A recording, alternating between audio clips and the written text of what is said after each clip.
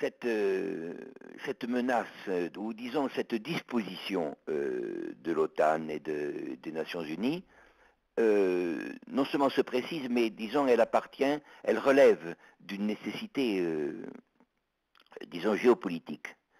C'est le fameux maxime que la nature a horreur du vide. Or, ce vide n'est pas du tout celui seulement des institutions ou d'un État libyen, mais c'est le vide aussi créé par l'absence de relations ou d'engagement de la Libye avec toutes ses richesses et des Occidentaux. Mais ces Occidentaux, comme nous devons le dire, sont eux-mêmes non seulement divisés, mais partagés. Il y a, disons, une course au contrat. L'exploitation de la Libye, d'ailleurs, n'a jamais été faite entièrement par le peuple libyen, par l'État libyen. Celui-ci a été obligé de recourir à une certaine main-d'œuvre.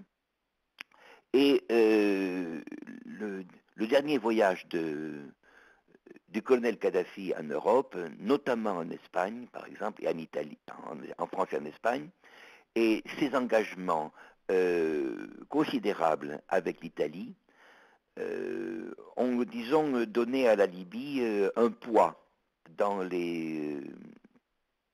l'économie européenne. Et nous pensons que c'est une course, disons, au contrat qui aura lieu sous le déguisement disons, d'une opération humanitaire. À cet égard, il faut être très prudent. Il est possible même que les chiffres donnés par les institutions internationales des droits de l'homme soient, disons, gonflés à plaisir pour pouvoir justement précipiter cette intervention. Dans tous les cas, nous assistons, et c'est la conclusion de ceci, à une absence de politique de la part de l'opposition libyenne et, disons, à une impréparation de la Libye devant ces convoitises. Voilà, disons, le sort dramatique de ce pays, qui reste une leçon, bien sûr, pour les pays arabes.